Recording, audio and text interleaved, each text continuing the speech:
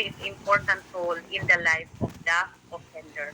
Kasi nga, sila ang nangangalaga doon sa mga pag may nakakulong. Okay, lahat ng nakakulong or makulong, sila ang nangangalaga.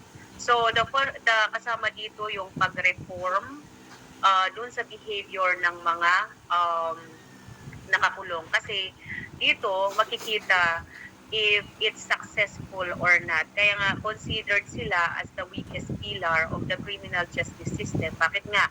Kasi sabi nga nila, sabi nga is weakest pillar kasi hindi minsan ay may yung mga criminal is yung mga ex-convict, pag lumabas sila sa kulungan, nakakagawa pa rin sila ng krimen. So dapat, sabi nga nila, nare-reform. So dapat, paglabas ng mga kriminal, hindi ay mga ex-convict, hindi sila nakakapag-commit ng krimen. Pero bakit may mga ex-convict na nakakapag-commit pa rin ng krimen?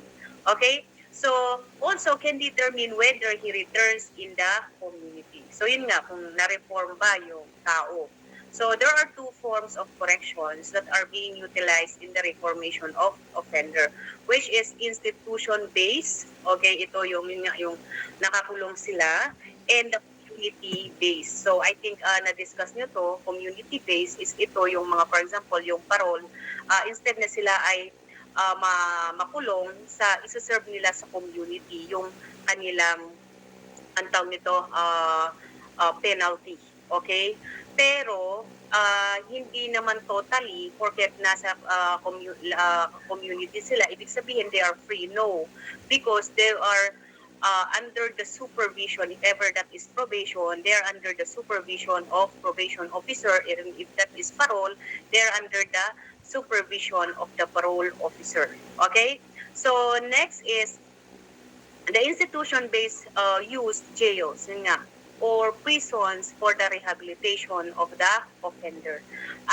On the other hand, yung community-based corrections, okay, that comprise of pardon, parole, probation, and other executive clemencies, didiscusin natin diyan as we go on, can be used as an alternative or extension of sentence or program of the offender. Next, so correction is a branch of criminal justice system concerned with the custody. So, custody ng mga preso, supervision, and also yung rehabilitation of the offenders. Okay? So, next is the dual purpose of correction is to punish. Okay? Kaya sabi nga nila, so dito, hindi lang yung sabihin mo na makulong ka, but also that is, parang kumbaga, that is a punishment. And a part na pinagdudusahan mo yung ginawa mo, okay, to rehabilitate the offender para baguhin nga yung kanilang pag-uugali para pag end ang kanilang, sila ay nakakulong, end ng kanilang penalty or punishment, sila ay makalabas as a renewed, okay, as individual citizen. So, when you say punishment, so ito yung ibinibigay ng state, takes against an offending member of the society that usually involve pain and suffering. So, kung hindi yan, kung walang pain and suffering, that is not a punishment. So, it is also the penalty imposed on offender of a crime or wrongdoing. Okay, so penology is the study and punishment for a crime or the criminal offender. So kasama dito yung pag-control, prevent of crime through what? Punishing the criminal offender. So ang penology derived from the Latin word pena, means pain or suffering. Penology is also otherwise known as penal science. So, it is actually a division of criminology that deals with the prison management, okay? Tapos, yung mga treatment of offenders, concerned itself with the philosophy of practice and society in its effort to repress the criminal activities. Okay? So, yun nga, para makakulong yung mga offender para maiwasan or mapigilan sila sa pag-commit again ng panibagong krimen. Okay, so there are two forms of correction. So yun nga, institutionalized correction and non-institutionalized correction. So, institutionalized is yung rehabilitating the offender in jail or prison. So, nakakulong yung tao.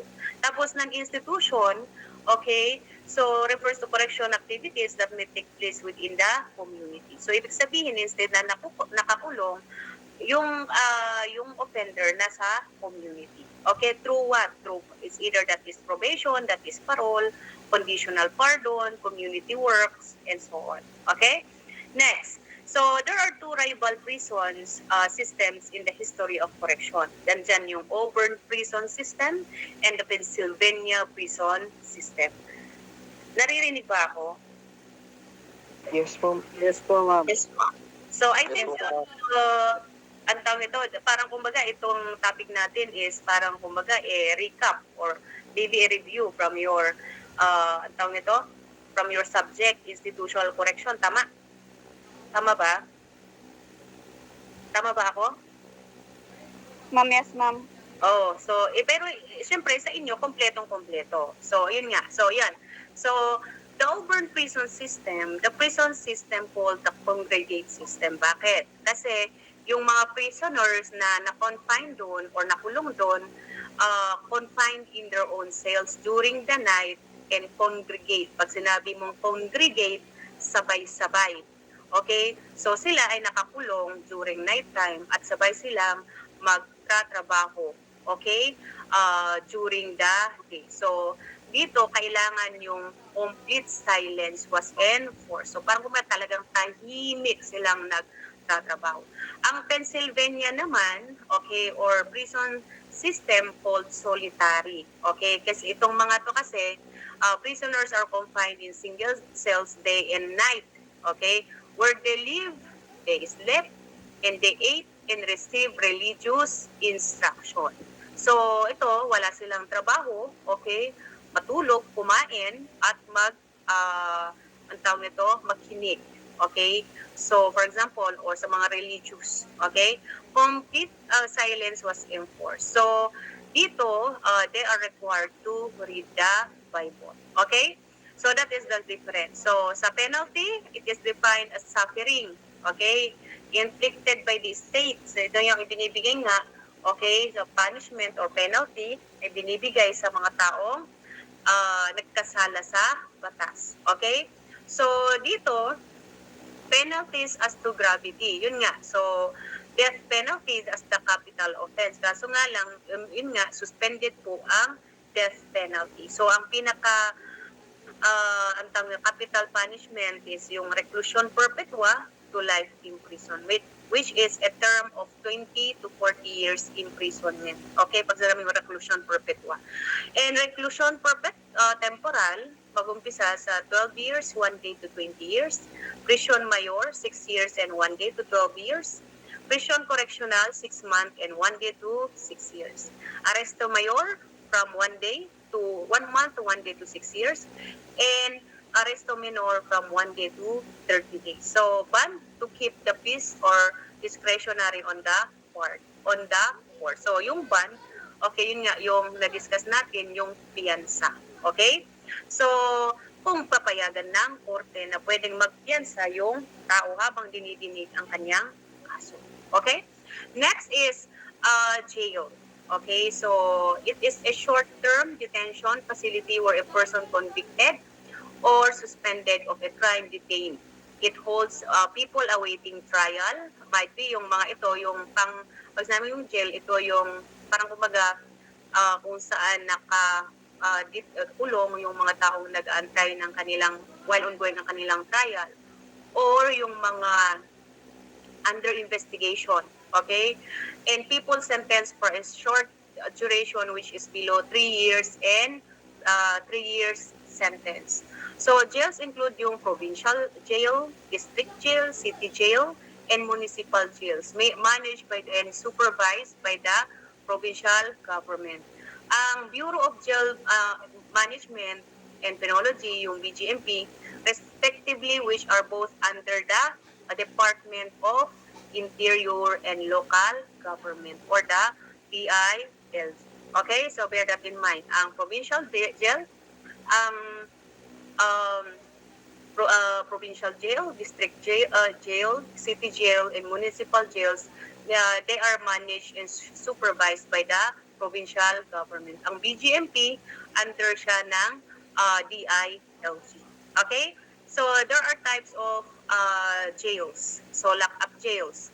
So, ito yung mga security facility common to police station used to temporary confinement of an individual held for investigation. So, kung yung mga nasa ating police station, yung mga ongoing kung dito na temporary, nakakulong yung mga taong iniimbestigahan. Ordinary jails is the jail commonly used to detain a convicted criminal to serve sentence less than 3 years. At saka yung workhouse, jail camps or jail farms or camp, a facility that house minimum custody offenders who are serving short sentence. So we will discuss this as we go on. Okay? So prison. So a place of long-term confinement. Kasi yung kanina is short-term jail. For those convicted of serious crimes, like for example, mga heinous crimes, the sentence are about 3 years or place which refers to the national prisons or penitentiaries managed and supervised by Bureau of Correction under the Department of Justice. Okay? So we will discuss this as we go on yung mga national prisons, okay, or penitentiaries or insular. Okay? Next, so who is a prisoner? So a prisoner is a person who is under the custody of lawful authority. So a prisoner is any person detained, confined in jail or prison for the commission of a criminal offense or convicted and serving in a penal institution. So there are classifications of inmates, detention prisoner or detainee. Okay? Those detained for investigation, okay, or ongoing ang kanyang hearing or awaiting for trial. So a detainee is in a lock-up jail. Ang sentenced prisoners naman, they are already convicted. They are serving their sentence kasi may final conviction na yun na ang korte. Ang prisoners who are for safekeeping naman, ito naman yung may mga problema sa pag-iisip. Kailangan dalhin sa mental para hindi pa, ang tawag nito, he will not harm other people, also not to harm himself or herself. Okay? And classifications of prisoners under BD 29, Presidential Decree 29. Okay, just, oh my goodness. Just a moment. Okay, so dito, city or municipal prisoners, okay, persons who by reason of their sentence may be deprived of liberty for not more than 6 months. The imposition of subsidiary imprisonment shall not be taken into consideration in fixing the status of prisoner here under except when the sentence imposes is fine only. Okay? And the provincial jails, okay? So, ito naman is administered and supervised by the respective provincial government. So, yung mga inmates is from 6 months and 1 day to 3 years are confined in the provincial jails. Okay, so classification of sentenced prisoners. Okay, so insular or national prisoners, ito from suffer a term of 3 years, 1 day to life imprisonment. Those sentenced to suffer a term of imprisonment cited above but appealed the judgment and unable to file a bond for their temporary liberty. Ang provincial jail, yun nga, from 6 months, 1 day to 3 years, or a fine not more than 1,000 or both. So those detained therein awaiting for preliminary investigation of their cases that is cognizable under the regional trial court. Okay? So city prisoners, okay, ito naman from 1 day to 3 years or a fine not more than 1,000 pesos. So those detained therein were cases filed in the municipal trial court. Those detained therein, those cases cognizable under the regional trial court and under preliminary investigation. So, municipal, okay, ito na-discuss natin dito sa taas, okay? So, municipal, those persons sentenced to suffer a term, municipal jail serve imprisonment from 1 day to 6 months. Okay?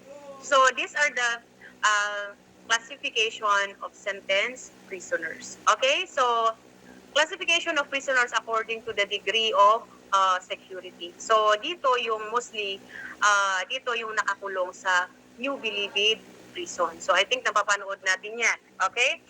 So, super maximum security prisoners. So, they are considered as incorrigible. Ito yung mga nakatakot na tao. Okay? So, ito yung talagang gumawa ng mga heinous crimes. Okay? Yung parang, kumbaga, walang pagbabago. So, they need a maximum security prison. So, they wear an orange color of uniform. Ang maximum security prisoners, okay, a group of prisoners whose escape could be dangerous to the public or to the security of the state. So, they are consistent, it consists of constant troublemakers, okay, but not as dangerous as super maximum security prisoner. So, their movements are restricted and they are not allowed to work outside the institution but rather assigned to industrial shop within the prison compound. So, if ever man magtrabaho sila, nasa loob lang sila ng compound. So, they are confined at the maximum security prison in the New Bilibid prison main building. They wear orange color of uniform. So, itong mga prisoners na to, those, they are sentenced to, ang tawag nito, 20 years or more, or yung mga life in imprisonment. Or those whose sentence are under the review of the Supreme Court and offenders who are criminally insane. Sorry, I think mali ito. So, under the Supreme Court. Okay? So, yun. So, next is yung medium. Okay? So, those who cannot be trusted in open conditions. So, still nasa NBP to. Okay? And pose lesser danger than maximum. So, although hindi sila mapagkatiwalaan, pero hindi naman sila katulad ng maximum, nasa maximum. Okay? And pose lesser danger than the maximum security prisoners in case they escape. It consists of groups of prisoners who may be allowed to work outside the fence, okay, or penal of the walls of the penal institution under the guards or with escort. So they occupy the medium security prison in Camp Sampaguita. Okay, and they wear the blue color of uniforms. Generally, they are employed as agricultural workers. So includes prisoner whose minimum sentence is less than 20 years and life sentence prisoners who serve at least 10 years inside a maximum security prison. So, ibig sabihin nun is, itong mga kakulong at least less than 20 years, pero kasama din nila yung mga at least naka 10 years sa maximum security prison. Okay?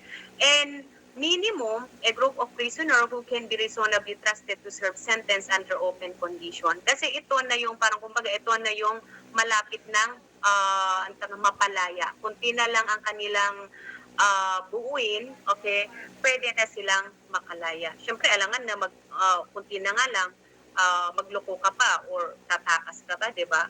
So, these groups includes prisoners who can be trusted to report to their work assignment without the presence of the guard. So, they occupy the minimum security prison. So, they wear brown uniform. Okay, so, kung nakikita nyo sa TV, okay, so yung mga, di ba yun sa, nakikita ninyo yung parang tore sa, ang tawag nito, New Bilibid Prison, yun ay gate pa lang yun. So, ibig sabihin, layer ng layer yung gate na yun. So, pag nasa taas ka ng tore na yun, ang makikita mo, yung ipinapakita sa TV, sa news, na yung maraming sinira, okay, na kubol-kubol doon. So, makikita mo doon yung mga, ito yung mga nasa maximum security prisoner. So, hindi pwedeng makisalamuha yung mga, for example, students. Kasi we've been there how many times. Unfortunately, hindi ko alam na yon kung pwede kayong payagan Dito kasi, before, andun ka, pumupunta ang mga student doon. Okay? So, we've been to hindi kami nakapasok sa maximum kasi bawal nga. Kasi ito yung mga taong nakatakot. Okay? Lalo na sa super maximum. So, ang napuntahan namin, pwede na kami magsalamuha ay dito sa minimum. Okay? May mga presentation pa nga sila eh. Okay? So, yun. So, yan, sa minimum. Yung malapit na silang, ito yung malapit na silang mapauwi. Okay? Or matapos ang kanilang ang tawag nito, years or yung kanilang punishment. Okay? So, I don't know kung papayagan kayo na pwede siguro kayong mag-initiate, okay, para magkaroon ng, ang tawag nito, how do you call that one? Yung trip, anong tawag nito?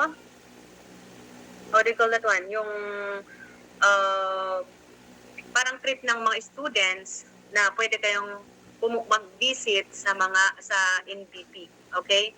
So, if ever, pwede kayo sigurong mag-initiate para pag pinayagan yan, is at least meron kayong, ang tawag nito, makalabas man kayo, makita ninyo, not only on by the books, pero makikita ninyo kung ano ba talaga ang itsura ng kulungan. Okay? Even also sa CIW, okay, sa mga kababaihan, okay, na nakapasok kami doon, yung nag-iisang kulungan ng mga kababaihan. And also sa RTC. I think you discussed that sa yung RTC. Okay? Bago dalhin yung ang tawag nito, mga preso sa medium or maximum is dadaan muna sila sa RTC. Okay? So anyway, let's proceed. So, Bureau of Corrections supervise and control national prisons or yung mga penitentiaries. Yun nga. So, charged with the safekeeping of all insular or national prisoners. Okay? So, prisons, the different prisons in the Philippines are the following. The Old Bilibid is known as the present city jail. So, the Manila government swapped its property located at Muntinlupa to the Old Bilibid prison, which was owned by the national government. So,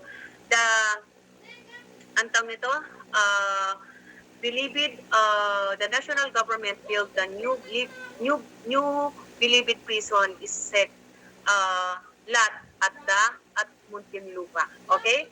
So, dito, okay, first Bilibid prison was constructed in 1847. So, this is a central place for confinement for Filipino prisoners. Okay? So, another here is the New Bilibid prison. It has 2 satellites. So, andyan yung Bukang Liwayway and Sambapagita Camp. So, it houses the minimum security prisoners who work the various projects of the institution.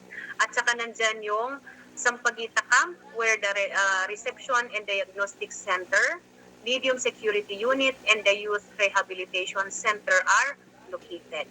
So, ayun nga, yung correction institution for women. Kasi, ito naman, makakalapit naman to eh.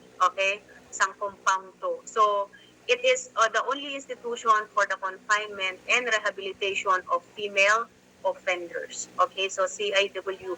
Kasi kung for example, sa trip ng mga student trip ninyo, okay, iikutin yan eh. Papunta sa, kasi doon sa maximum, hindi na kayo mapapakapasok. Ang mangyayari is, akit lang kayo doon sa tower, yung parang tore na ipapakita sa TV. O makikita ninyo sa baba yung mga maximum. Okay? Pero makapasok kayo sa CIW, okay, sa Correctional Institution for Women, pwede din diretso din sa Region RDC, okay, Regional Reception and Diagnostic Center. Okay, so yon. So, there are different penal colonies dito sa Pilipinas. So, I think na-discuss yan sa inyo, yung San Ramon Prison and Penal Farm na nakalocate ito sa Zamboanga. Ito ay in-establish ng mga Spaniards, dated, if I remember, is 1869, para for the confinement of the political offender. So, ito inaipangalan sa founder na si Captain, paano ito? Captain Ramon Blanco. Okay? He is of the Royal, ano ito? The Spanish Royal Army. So dito rin nakakulong si Dr. Jose Rizal. Okay, before. Okay? So ang San Ramon prison and penal farm, okay, abot yan ng 1,546 hectares. So, ang main product nila is copra. Ito yung pinaka-biggest source ng income ng Bureau of Correction. Kasama din yan yung pagpo-produce ng mga rice, coffee, corn, at saka, ano ba yung malalan dyan? Cattle. Okay? So, yon dito sa Zamboanga. Okay? Another here also is yung sa Iwahig penal colony, located yan sa Palawan. So ito dito yung parang kumbaga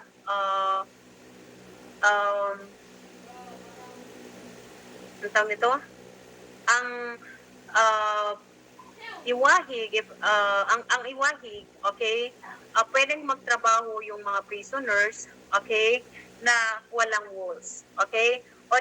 Parang kumbaga, on the mutual trust and confidence between the prisoners at saka yung guard, okay? Ang Iwahig, they are considered today as one of the best open penal institution in the world. Next is, I think ang Iwahig also na-divide into 4 sub-colonies. Andyan yung Montibol,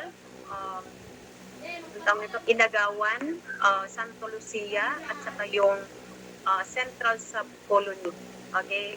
So, na-divide ng mga apat. Ang Iwahig naman is, ang principal products nila is rice, okay, mga logs, tapos mga cattle, okay. Next is the Davao Prison and Penal Farm, okay. So dito the first contingent of prisoners that opened the colony is pinamumunuan ni General Paulino Santos. Siya yung founder at saka director ng Davao Penal Colony. So dito mostly they are product nila is abaka. Okay? Next is yung not only abaka, kasama din yan yung mga rice at saka iba't ibang agricultural products. Okay? Ang CIW, ito yung female prisoners, nag-iisang female prisoners. Ito ay naka-establish in 1931. So ito nagkaroon ng position for a female superintendent that was created in 1974. Okay, not 74. 1934, I mean. So that is the only penal institution for female prisoners. So ma-offer dyan is yung mga vocational courses. Okay, andyan yung dressmaking, beauty parlor, handicraft, cloth weaving, at saka slipper making. Kaya kapag pupunta kayo doon sa, for example, sa CIW, okay, maraming mga iba't ibang mga products ang nandun naka-display na kung gusto nyong pumili kayo. Okay, ayun. Sa Blayan naman, okay, dito is sa Occidental Mindoro. Okay? So, ang Sablayan, umaabot yan ng 16,000 hectares. 16,000 hectares. So, ang pinaka-principal product nila is the rice. Okay? Next is Leyte colony located in Abuyog.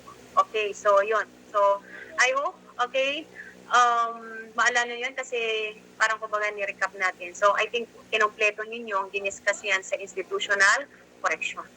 Okay? So, let's proceed now to the community-based program. So, sabi nga natin kanina is institutional and non-institutional. So, these are considered as non-institutional correction. So, community-based treatment programs. Okay? So, dito is yung ang tawag nito, probation. So, probation is a disposition under which a defendant, after conviction of an offense, the penalty of which does not exceed 6 years of imprisonment, is released subject to the condition imposed by the releasing court under the supervision and probation officer. So, ang motto is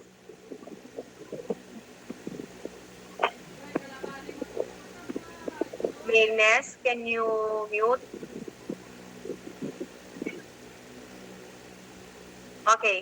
So pag sinabi mong probation, so for example, convicted na yung tao. So yung 6 years and above, 6 years and below.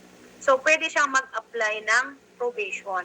Okay? So probation, parang kumbaga instead na siya ay makakulong, okay, sa community niya buuin yung kanyang punishment. Pero under siya ng probation officer. Ang pardon naman is ito yung pagpapatawad ng Pangulo. So minsan binibigay niya during his birthday or minsan during December. So ibig sabihin talagang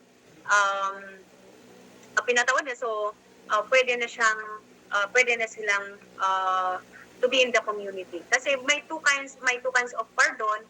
Andyan yung absolute pardon at saka conditional pardon. Absolute, totally na napatawad ka. Wala ka ng, pwede na ka ng, you're free. Ang condition naman is may nakatibat na condition. So, kung ano man yung condition na yan, nakalakal yan. So, if ever you are going to violate that condition, huhulihin ka, okay, makukulong ka. Okay, balik ka sa kulungan.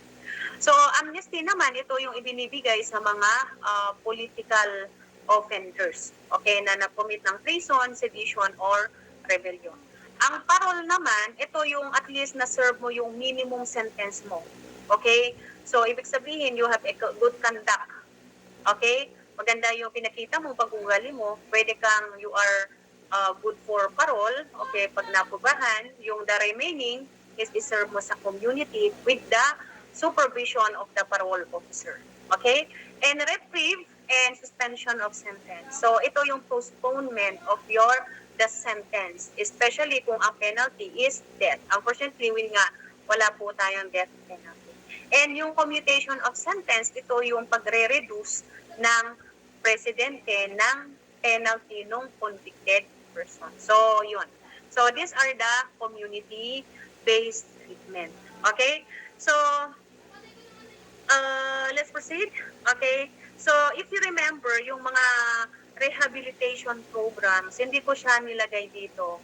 Okay, di ba, pag ang isang tao is nakakulong nga, okay, so the prisoners can be carried out through the process of classifications, custody, and control of prisoners. So, ayan nga yung mga programs and treatment ng sa mga nakakulong. Andyan yung employment of prisoners, kaya nga may livelihood program sila, di ba?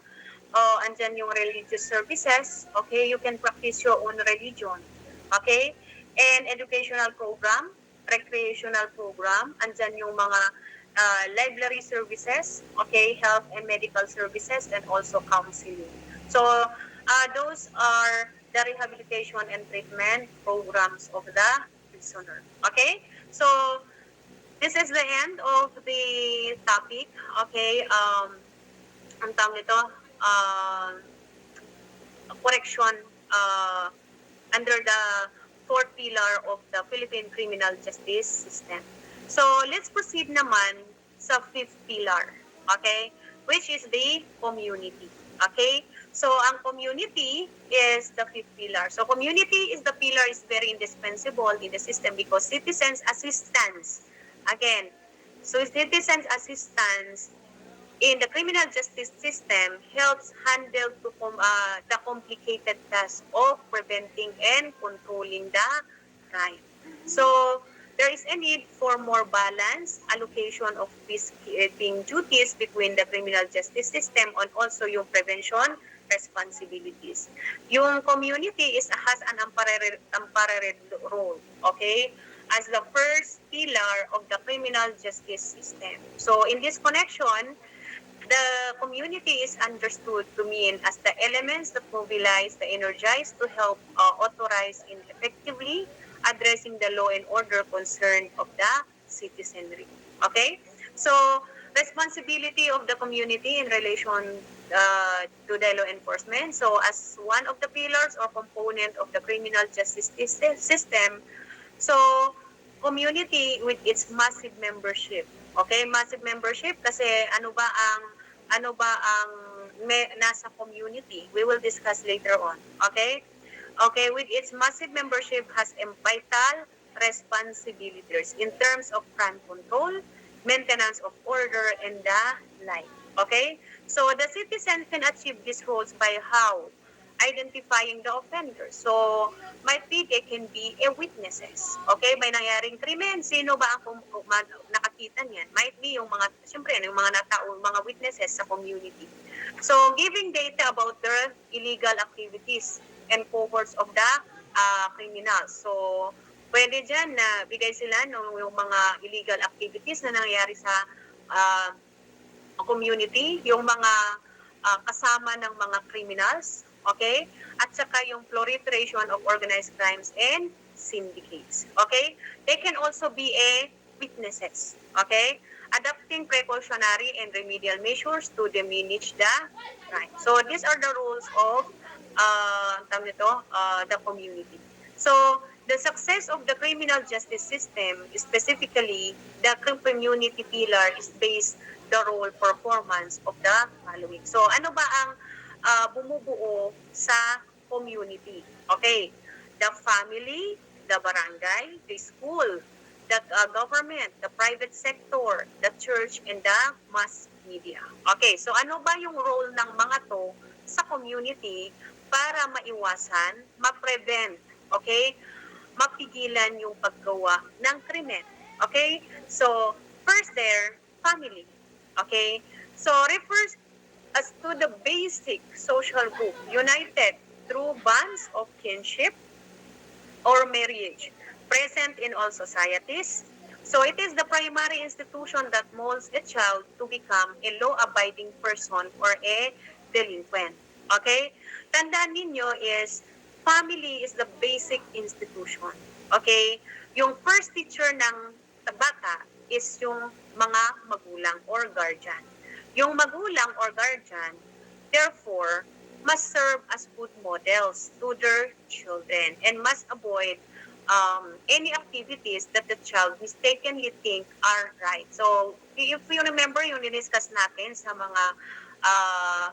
mga theories, kasi kung ano yung nakikita ng anak, yun yung nakikita ng anak, yun yung ginagaya ng anak. So, if one family member become a criminal, expect mo na the family, okay, must be open-minded in accepting this member. Kasi sino ba ang tatanggap sa kanila? Okay, if ever, kundi pamilya din. Bago ko tanggapin ng buong community, tanggap sila ng kanilang sariling pamilya. So, no one will accept an ex-convict if his only family refuses him. Yun na sabi ko. So, if ever nagkasalaman yung tao, okay, tapos pinagdusahan naman niya, bumalik siya sa community, ang unang yayakap sa kanya is ang kanyang pamilya. Okay? Next is, ang tawag nito, role of the barangay. Okay? So, ano bang role ng barangay?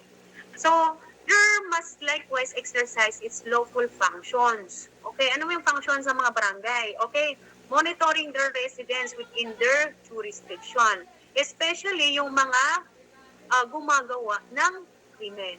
So, they are coordinating with the police, okay, within their locality must be within their locality, okay? So, close coordination with the police department within the locality must be establish. Kaya nga, di ba, diniscuss natin previously na dapat magkaibigan ang, for example, yung community and the police. Kasi, kung yun, di ba, yung discuss natin before, na dapat may close coordination ang police to the locality. Okay, for the purpose of what? Crime prevention and even criminal detection and also the apprehension of the offenders. Kasi kung walang ang tawag po operation, for example, ang barangay sa mga pulis, okay, yung mga programs ng mga pulis will fail. Okay, lalo na sa mga prevention of crimes, crime prevention, wala yan. Okay? Kung for example, may mga tao sa barangay, wala silang pakialam. O, di ba? Okay? Another here also is role of the school. Okay? So, ano yung role ng school? As you all know, binubuo nyo ang half of your life sa eskwelahan. For example, 8 hours sa school, 12 hours lang sa bahay nyo. Minsan pa nga, 12 hours school, di ba? So, they are considered as your second home. And also, they are considered as the second integral stage of behavioral social development is the school. So, it is said that school is an extension of the home, okay? Having the strategic position to control crime and delinquency. Kasi nga dito, okay, natuturuan ang mga bata na dadagdagan ng kanilang kaalaman bukod dun sa itinuro ng magulang. So pagdating sa school, mas lalo pa silang natututo pagdating sa good behavior. Okay? Ito exercise authority over every child that enter is jurisdiction. Yun nga. So pag nasa, for example, pag nasa school kayo, jurisdiction namin kayo.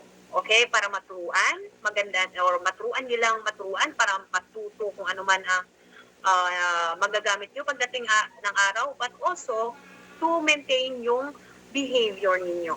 Okay?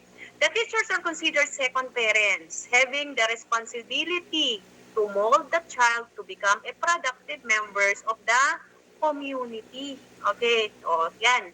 Nandito. So, we are your second parents. Okay, by devoting energies to study the child's behavior using all the available scientific means and devices in an attempt to provide each the kind and amount of education they need. Okay? So, yun. So, next is ano ba yung next? Ba't ayaw mag-move? Okay? Next, role of the government. Okay? Government officials must provide opportunities, okay, to reform and rehabilitated offenders. So yun yung sa correction. So without these opportunities, it is difficult to have an assurance that these persons will remain rehabilitated and reformed offenders. So the government must provide livelihood programs to avoid repetition of crime to those who engage in crime because of poverty. So yun nga, so tulong din ng gobyerno. So yun nga, 'di ba, sa ginagawa nila sa offenders, okay, they are rehabilitating, reforming the offenders. So dito din, okay, 'di ba, sa loob ng kulungan, for example, natututo sila sa mga livelihood program. So paglabas nila, pwede nilang magamit 'yan. Okay? Magamit 'yan, okay, para iwasan na makapag-commit sila ulit ng mga krimen. And yung role ng mga private sector. So, mga NGOs.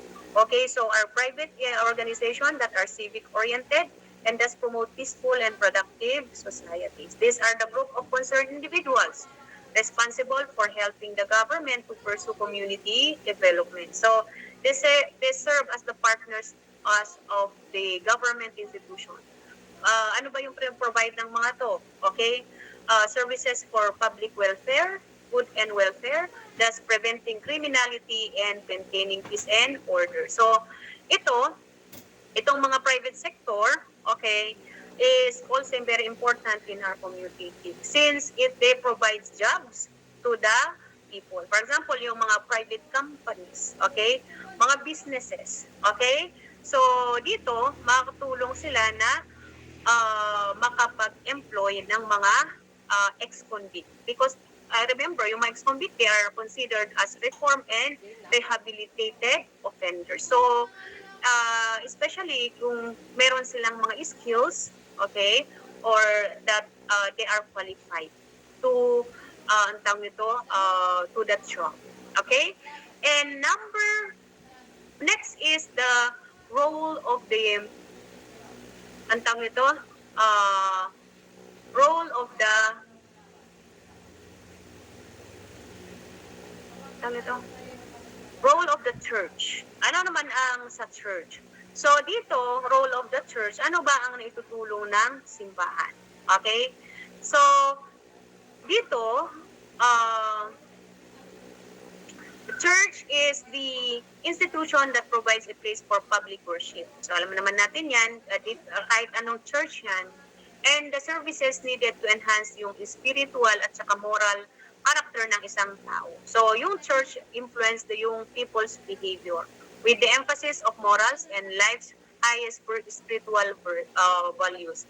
Yan yung worth and dignity of the individual and respect people's lives and property. So, the church generates a strong will of the people to oppose crime and delinquency. So, dito, it cannot be denied that faith is very important aspect to a person's life. So regardless kung anong sect affiliation ka, or anong religion meron ka, people believe that there is God and will likewise be afraid to commit any crime. So having a strong faith with God will likewise help those convicted to be righteous again. Okay? And lastly is the role of the mass media. Okay?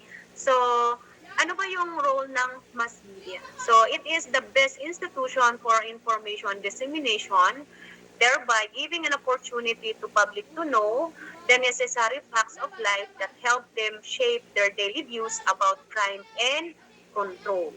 Okay?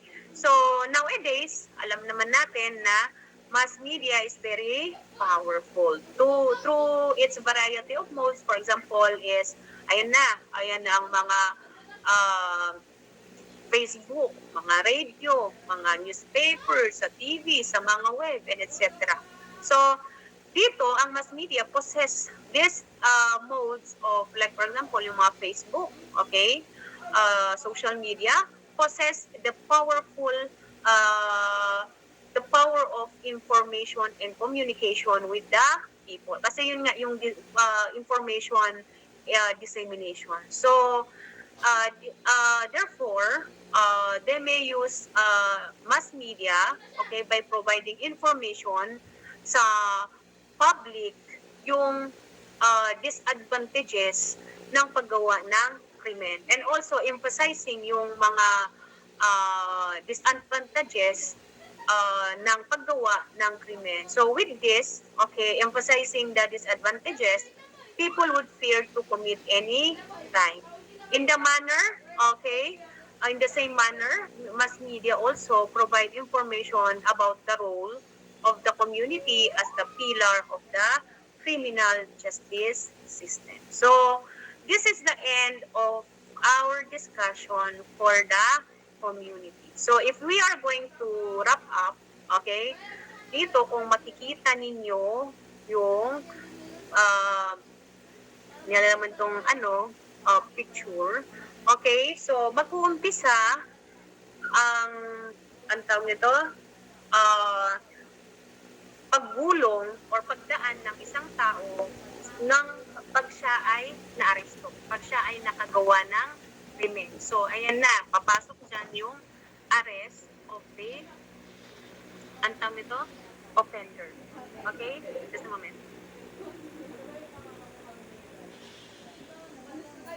Okay? So, dito, okay? So, pag na-arrest yung offender, okay? So, dito nga, magdedesisyon kung matutuloy yung kaso. Okay? Decision to charge the person. So, kung hindi tutuloy, then case is terminated. Okay? So, kung itutuloy, dadaan yan sa preliminary investigation. So, if kung duman yan sa investigation, preliminary investigation, so yung is either yung magpa-file ng information to the court or defendant not held to answer. So maybe yun nga, case terminated. So kung natuloy man yung magkakaroon ng negotiation. Okay, plea negotiation, and then yung arraignment. Okay, so if guilty, okay, kulong na siya. Pag not guilty, mag-undergo siya ng trial. So, during trial, dito ma-identify kung siya ay convicted or acquitted. So, kung acquitted siya, case terminated. So, for example, convicted yung tao. Okay? So, it's either yan ay magpa-file siya ng probation or dito, pag na-serve niya ang kanyang nakulong at na-serve niya yung minimum sentences niya, pwede siyang mag-file ng parole. Okay? So, dito, okay, pwede ding, for example, convicted siya, tapos, na-serve niya yung kanyang sentence. So, ibig sabihin nun, okay, the release of after the service of the sentence. So, ito yung route ng accusatory pleading in favor ni prosecution. Okay, so yun yung parang kumbaga pinaka-summary. Okay, so that is the end of our discussion sa criminal justice system. Okay, so I hope you learn something dito sa discussion natin. Okay, so any question? Andyan pa ba kayo? Yes.